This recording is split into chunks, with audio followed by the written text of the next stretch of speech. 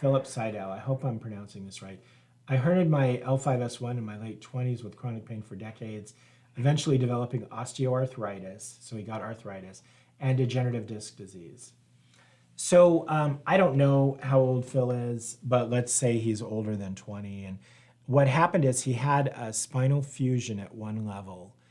That's great. And spinal fusion is where the joints fuse, and oftentimes the disc is fused as well.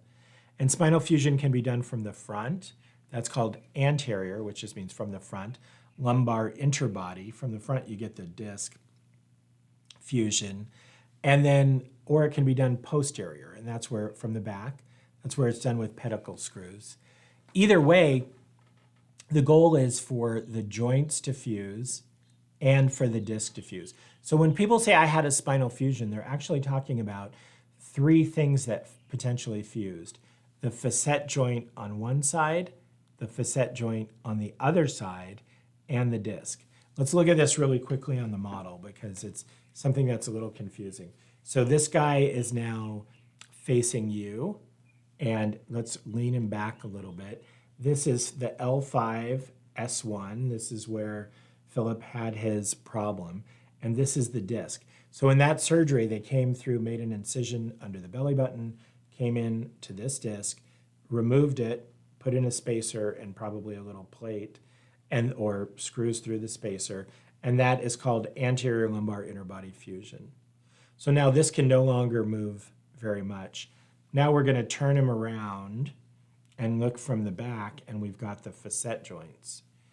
So if you have an anterior lumbar interbody fusion, most of the time your facet joints are going to just fuse on their own from lack of mobility. If you have two bones, you know how two bones, if you don't move for a while, they get stiff? They really do. And if you don't move for weeks and months, they can actually grow together and the joint fuses. So one facet joint fuses, the other facet joint fuses, and then the disc is fused. Now, what happens, so the intention of spinal fusion surgery is that these fusions occur, all three of them. But fusion is actually something that you do. The surgeon can put in fixation. They can put in screws and a rod from the back through those pedicle bones to lock them in position. Or they can do like Philip had, A-lift from the front and lock it. But that's actually fixation with hardware. What you do is your bone knits through there and you do the fusion. Well, let's say that process doesn't happen the way that was expected. There's aspects of that can cause stress on the adjacent level or cause pain in the bone. So those conditions can actually, the failure to fusion pseudoarthrosis is not actually painful in and of itself, but the other things that go on can be. And so very often, and Phil has, he mentioned in the note, he has osteoarthritis. So he's got a really good reason to have pain at the joints adjacent to the fusion. So in his case, because the surgery was done from the front, the joints may not have fused, and if they didn't fuse and they were never decorticated, they could still be painful. Or the joint above, because of the fusion below, the L4-5 joint could be painful in and of itself. So let's say these joints fused, but now this is putting extra force on this joint, and now this one hurts. I mean, look, it's not very far, right? It's not hard to imagine that. Let me try to show you that a little better. So let's say his L5-S1 joints are fused, but now his L4-5 is not. And the L4-5 is getting extra force from the one below it. So now the L4-5 is the source of pain, right? So the surgery could have inadvertently caused more pain, or the disease above could have just progressed its spine. It's complicated. So there's a lot of reasons why this may have happened, but it did happen. So how do you address it? Well, one way to address it is with RFA, radiofrequency ablation, right? The treatment for joint pain, the treatment for pain coming from joints in the low back is not fusion.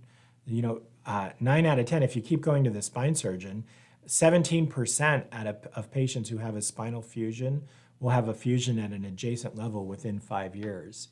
So a lot of those could actually be avoided and that pain controlled just by treating the joint above. It's done by a different doctor though. It's done by a pain management doctor. And you need a doctor who's very sensitive to these issues to make sure you get it right. But you watch this show, so you're the driver of your bus, right? You know what to ask for and you know how to make sure you get the least invasive, most likely to relieve the pain outcome. So good for you. But that, in this case, would be RFA. And let's turn back and read the rest of Philip's letter now. My first RFA was actually done a month or so before the fusion, but as pointed out, RFA is rarely a permanent solution for facet joint pain, unfortunately. But those 6 to 9 months can be a real blessing. I've had RFA like clockwork every year, and the most miserable time are the several months of pain after the effects wear off while battling with health insurance companies to have the procedure again. Yeah, I'm really sorry to hear this has been your experience, but unfortunately that's very common. You know, a health insurance policy, we don't often realize, is actually a contract. It's not an agreement, it's a legally binding contract. And so nobody reads the hundreds of pages of fine print in these things, but they actually specify that the insurance company will have practice protocols and that they'll only pay for things that are in their protocol. And most of these companies, one way they try to control their costs and their expenses is by setting limits through these protocols on what can be done. So instead of saying, whenever you need it, you're going to get this RFA treatment, they tend to say more, you can only have this so many times within this much time period. And I mean, I'm not saying they're evil or anything. They may just be doing their job. You got to put some limit on something. But when you make these rigid rules and then someone comes along and they need you to bend them, you'd think they would weigh the benefit, but that's not the way it works. It's about the money for the insurance company. No money, no mission, right? Whether they're good intention or bad intention, you got to you got to play by the rules, and that's what they're making the rules. And one of the rules is not just do whatever you want. So it's a little bit of a bad situation, and it leads to a lot of pain and suffering. So I'm very sorry to hear that. It hurts my heart to hear that. But anyway, let's think about, so it's like Philip says, unfortunately, RFA doesn't last forever, and his experience is actually what is expected. Now, if you're going to have an RFA today for some reason, in your mind, how long is it going to last? Well, I think if I asked that to 100 people having RFAs, probably 100 of them would say, well, I hope it lasts forever. Well, I hope it lasts forever too, but it's not gonna, right? It doesn't. That's not the way it works. And let me show you why. Let's go back. I want to show you a really important image, and that is this one. I love this picture. Check this out.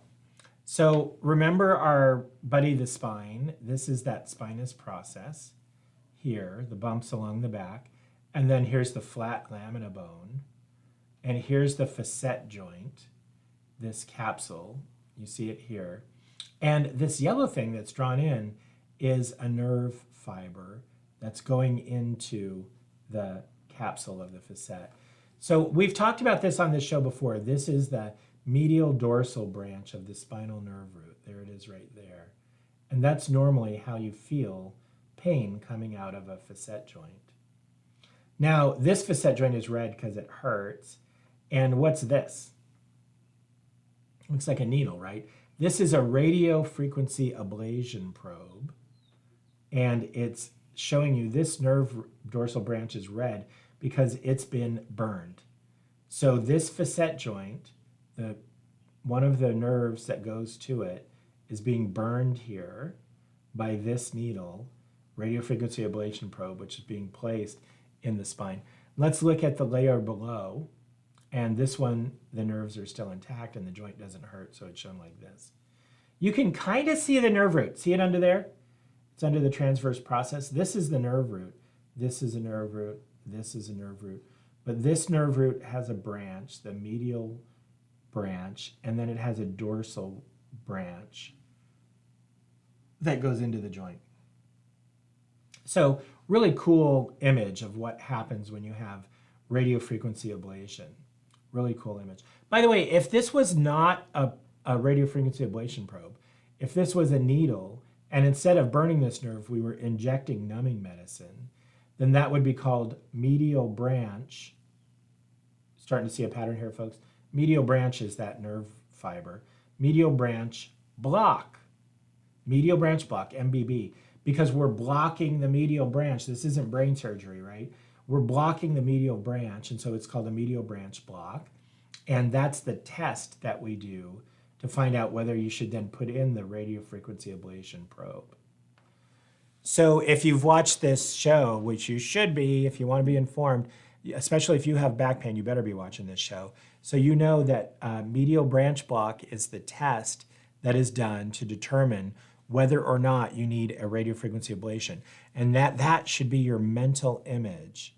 That is your mental image of radiofrequency ablation.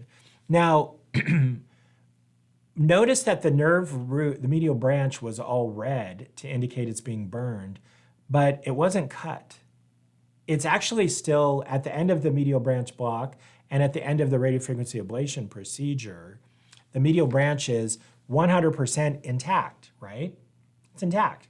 So if it's intact, it can recover, and it does. And so those 100 people, and all 100 of them, when I asked them as they were walking into their radiofrequency ablation, how long is this going to work? And they said, oh my God, I hope it works forever. I hope it works forever too, but it doesn't. On average, it works for 10 months in 60% of you. So of those 100 people, 60 are going to get good to excellent relief. And how long is that relief going to last? On average, for those 60, it's going to last 10 months. So, I mean, it's just human nature to hope for the best. And, bless their hearts, that's just human nature.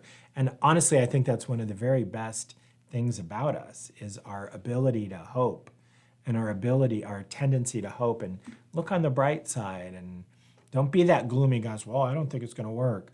Well, there's a 60% chance that it is going to work.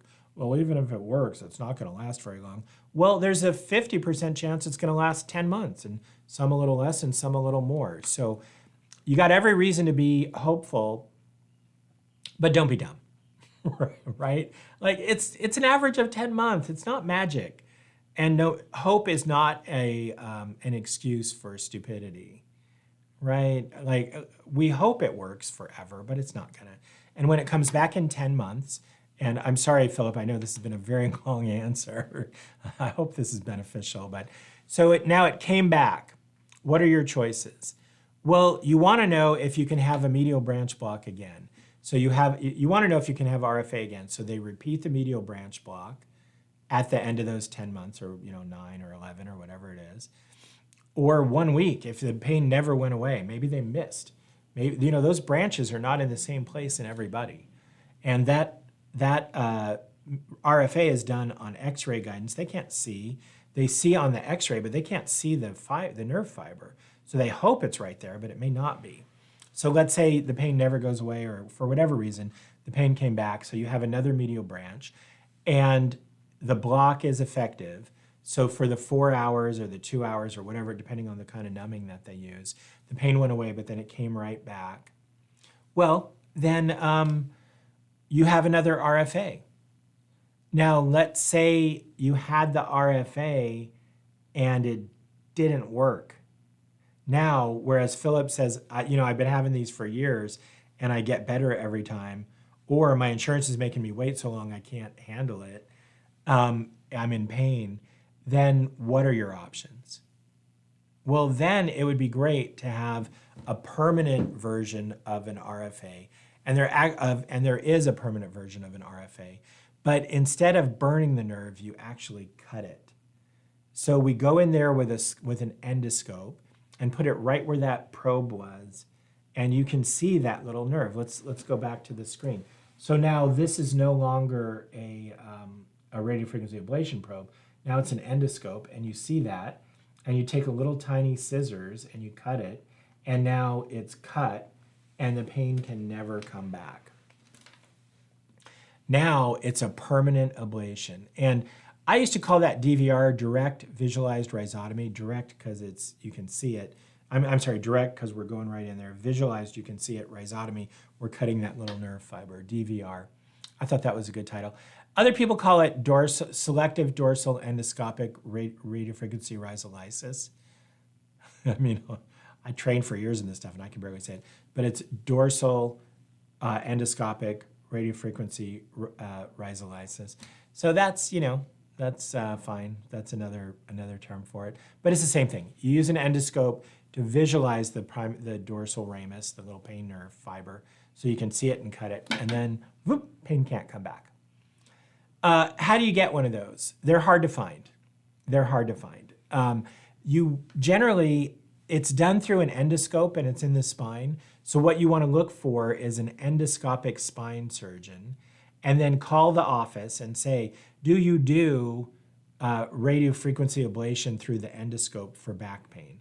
And if the answer is yes, that's someone that you want to, that if you're looking for that procedure. Or you can call us, we can help you. At Phoenix Spine and Joint, we help people find the right doctors at the right time. So one of our jobs is to, no matter where you are, we'll help you find through the internet, through searching. We'll call the office if we need to verify. We can find you the right care at the right time. And it's a free service, something that we do to help. So, and then of course, worst case, come to Phoenix. We know people here who do them. There are definitely people in our community who can help you out that way. If this newer, more permanent solution becomes widely available, I would definitely be open to having it. Living with debilitating pain isn't living, it's barely surviving. Yeah, that is the truth. Pain is just so horrible and horribly interesting from a neurological point of view. The pain is an early warning system. So if pain gets active, pain fibers get activated, it's supposed to tell me there's something wrong so I can pull my finger out of the fire or away from the hot stove. It's a preservation mechanism. Your body is not built for pain signals to last. If you look at the spinal cord, there's 7 pathways that the pain signal takes to go to the brain, but only 3 of them are about the pain signal. You know what the other 4 are about? They're emotion. And that makes sense. You want to pay, you don't want to be like, oh, I'm burning my hand, who cares? No. Oh, I'm burning my hand, I care, right? It's emergency. You want to alert your body to care about it a lot and have an immediate emotional response. But what happens when the system's broken and the pain signal just keeps coming through? It's like pulling your finger out of the fire every minute of every day, and then a week later, you're sick of this message, and then a month later, and then 6 months later, your body is depleted, you're spent, you're depressed, you're desperate, you're miserable. You see all the time, it's kind of like when Daisy says, well, if people would just walk, they wouldn't have spinal stenosis. I hear all the time the same thing, well, people don't actually have chronic pain, they're just depressed. No, they're depressed because they have chronic pain. It's depressing. It's physical, it's chemical, it's emotional, it's situational. People argue about what causes depression, which one of those things it is. Well, chronic pain is all of the above. So it doesn't matter who's right, you're depressed. If you have chronic pain without depression, isn't there probably something wrong with you? I mean, that's goofy, right? Chronic pain is depressing. It causes you to be sad. So it's definitely not living. And I can tell you from what I understand, Philip, of your case, you are 100% treatable. This is not actually a pain issue. It's a financial issue. It's about getting insurance to pay for the treatment you need, or about getting the treatment you need some other way. So I guess I say that not to make it sound worse, but to hopefully to try to give you hope. There are some conditions of our bodies for which there's just no hope. ALS is one that's like that. End-stage MS, there's Parkinson's disease. There's a lot of conditions for which we can try to palliate them, but we really don't have Alzheimer's disease. We really don't have any treatments that reverse. You don't have anything like that. Your condition is treatable, and that's the good news. It's just kind of figuring out how to make it work financially. And that's